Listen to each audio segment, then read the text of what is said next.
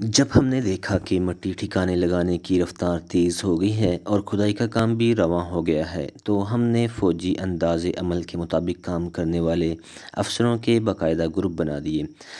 یہ اس طرح تھے: کھودنے والا گروپ، مٹی غائب کرنے والا گروپ اور سیکیورٹی والا گروپ۔ کھودنے والا گروپ: اس گروپ میں صرف انہیں رکھا گیا جن کے جسم دبلے پتلے کیونکہ سرنگ کا قطر 2 فٹ تھا۔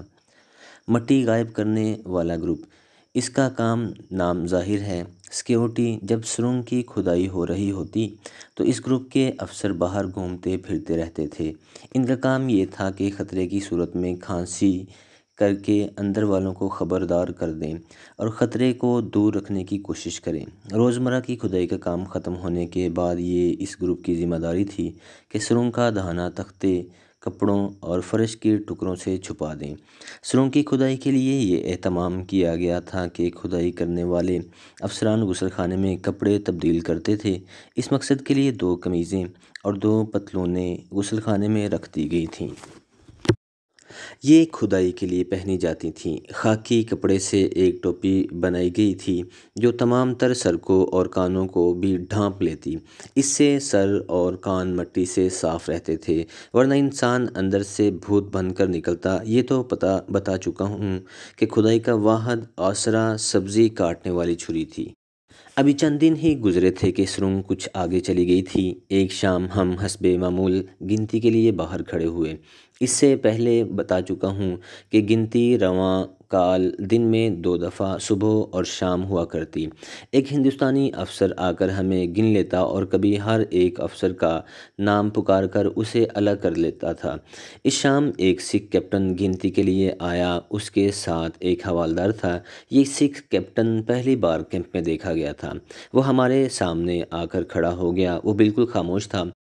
اس کے انداز سے یہ پتہ چلتا تھا جیسے کسی کے انتظار میں ہو۔ ہم پریشان ہو گئے۔ یہی خدشہ تھا کہ ہماری سرنگ کا سراغ مل گیا ہے اور یہ سکھ اپنے سینئر افسر کے انتظار میں ہے۔ چند ایک صبر آزما لمحوں کے بعد اس نے ہمارے سینئر آفیسر کرنل حفیظ سے کہا کہ وہ افسروں کے متعلق اسے رپورٹ دیں۔ یہ فوجی طریقہ ہے کہ جونیئر آفیسر اپنی پارٹی کو اٹینشن کر کے اس کے متعلق سینئر افسران کو رپورٹ دیتا ہے۔ کرنل حفیظ نے اس سکھ کیپٹن سے کہا کہ اس سے پہلے یہاں یہ طریقہ اختیار نہیں کیا گیا۔ دوسرا یہ کہ وہ کرنل ہیں، وہ ایک کیپٹن کو رپورٹ نہیں دیں گے۔ سکھ کیپٹن نے کہا، میں آپ کو حکم دیتا ہوں کہ مجھے رپورٹ دیں۔ میں تمہارا حکم ماننے سے انکار کرتا ہوں، کرنل حفیظ نے جواب دیا۔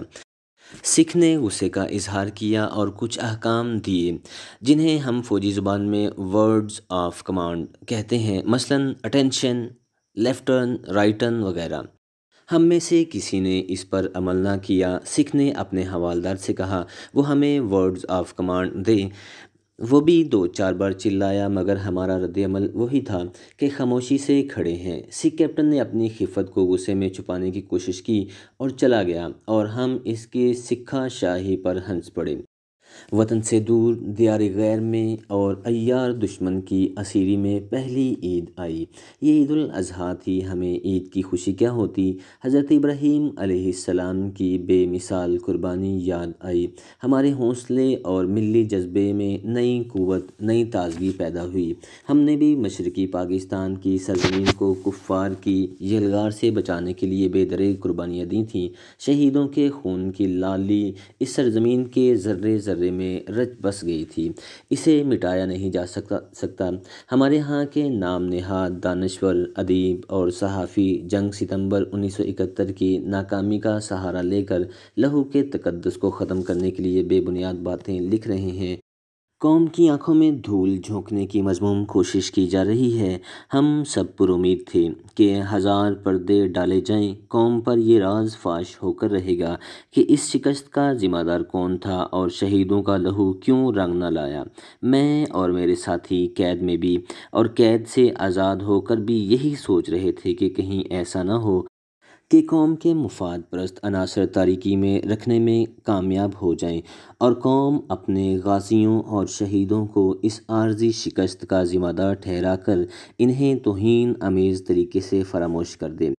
میں خدا کا شکر بجا لاتا ہوں کہ مدیر حکایت جناب عنایت اللہ نے غازیوں اور شہیدوں کی قربانیوں اور روایات کو زندہ رکھنے اور انہیں آنے والی نسلوں تک پہنچانے کا کٹھن اور صبر آزما کام اپنے ذمہ لیا، اور وہ افواج پاکستان کی صحیح کارکردگی کی واضح تصویر پیش کر رہے ہیں۔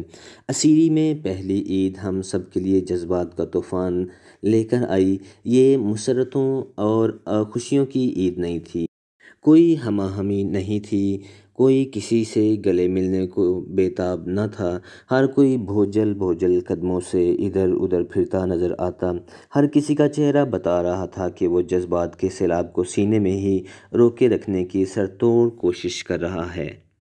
ہمیں عید کی نماز اپنی بارک ہی میں پڑھنی تھی، ہمیں اپنے جوانوں سے ملنے اور ان کے ساتھ عید پڑھنے کی اجازت نہیں دی گئی تھی۔ ہندوؤں نے اپنی فطری کمینگی کا پوری طرح سے مظاہرہ کیا۔ ہندو افسروں کو شاید ہی ڈر یہ بھی تھا کہ سارے کیمپ کے قیدی اکٹھے ہوں گے تو بھاگ جائیں گے۔ ہندو نہتے پاکستانیوں سے بھی خائف تھے، ان کا یہی نفسیاتی کیف تھا جس کے زیر اثر وہ پاکستانیوں کو ہر طرف پریشان کرنے کی کوشش کرتے۔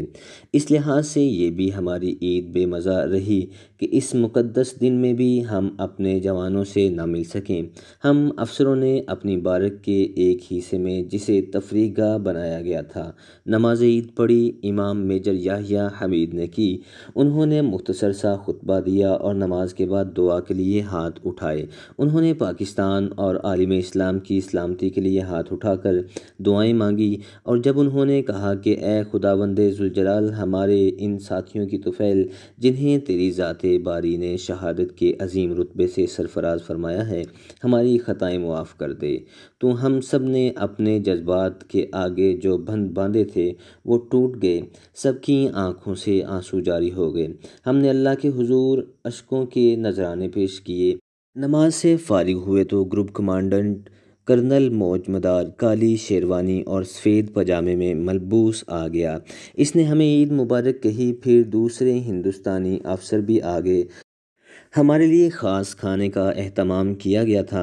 کھانا اچھا تھا، چاول پکائے گئے تھے، شامی کباب بھی تھے، مرغی بھی تھی، مگر کھانا آدھے سے زیادہ بچ گیا، جس کی وجہ یہ نہیں تھی کہ کھانا زیادہ پکا تھا، بلکہ یہ کہ کوئی بھی کھانے کے موڈ میں نہیں تھا۔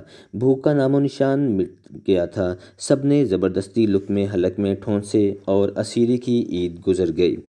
کچھ دنوں بعد ہمارے 3 ساتھی ہم سے جدا ہو گئے۔ پہلے میجر قیوم اور کیپٹن کرم خان کو کسی دوسرے کیمپ میں بھیج دیا گیا۔ ہمیں معلوم نہ ہو سکا کہ انہیں کہاں بھیجا گیا ہے۔ بہت کھوج لگایا لیکن پھر بھی معلوم نہ ہو سکا۔ بعد میں پتہ چلا کہ بہت سے افسروں کو جنگی جرائم کے مجرم قرار دے کر انہیں کسی کیمپ میں جمع کروا دیا گیا ہے، اور ان کے خلاف کوئی قانونی کارروائی کرنے کی بجائے انہیں ذہنی اور جسمانی اذیتیں دی گئی تھیں۔ یہ اذیتیں اس قدر غیر انسانی تھیں کہ یہ افسر ایک عرصے تک صحت یاب نہ ہو سکے۔